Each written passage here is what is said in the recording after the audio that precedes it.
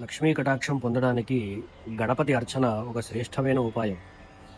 పద్మపురాణంలో చెప్పబడిన గణపతి స్తోత్రం వింటే సర్వసౌఖ్యము, గ్రహశాంతి, సంపదలు లభిస్తాయి.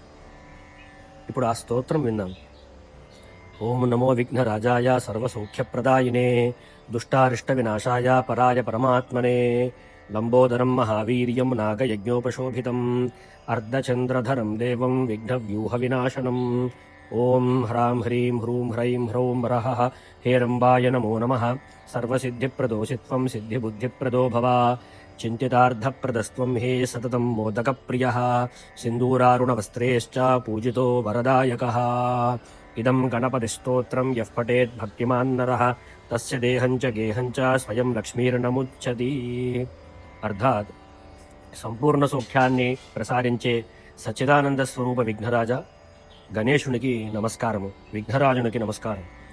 అశుభమైన దుష్టగ్రహాలను నాశం చేసే పరాత్పర పరమాత్ముడైన ఆ గణపతికి నమస్కారం. మహాపరాక్రమశాలి లంబోదరుడు సర్పములను యజ్ఞోపవీతంతో అలంకరించబడి అర్ధచంద్రధారి సమస్త విఘ్నాలను నాశం చేసేవాడు ఆ గణపతికి నేను వందనం చేస్తున్నాను. హరాం హ్రీం హ్రూం హ్రైం హ్రౌం హరహ హేరంబునకి నమస్కారము. ఓ మహాగణపతి, మీరు సమస్త సిద్ధులకు దాత, మాకు సిద్ధి బుద్ధి ప్రసారించువారు. మోదకాలు ఎల్లప్పుడూ మీకు అత్యంత ప్రియతమైనవి. మనస్సులో తలించిన మాత్రం చేత కోరికలను మీరు నెరవేరుస్తుంటారు.